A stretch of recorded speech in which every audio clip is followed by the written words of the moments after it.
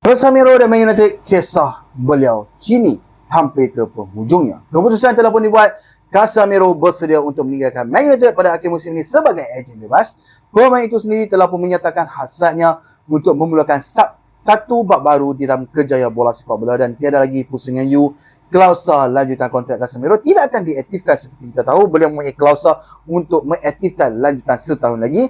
Ia bergantung kepada jumlah penampilan dan United telah memutuskan untuk tidak mencetuskan mengaktifkan klausul tersebut. Maka secara rasmi kontrak Casemiro akan tamat tanpa pembaharuan. Legenda tengah Brazil ini kini bersedia untuk melangkah ke tahap seterusnya selepas kerjaya yang sangat hebat bersama Real Madrid dan tempoh penuh cabaran di Old Trafford.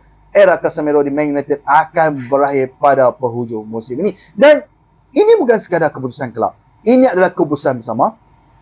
Casemiro mahu bermain, mahu cabaran baru dan dengan status sebagai ejen pemain bebas, banyak peluang yang akan terbuka untuk beliau. Dan Man United pula sudah mula bergerak ke arah fasa baru dengan fokus kepada penyusunan semula bahagian tengah. Dan ia adalah satu isyarat yang sangat jelas.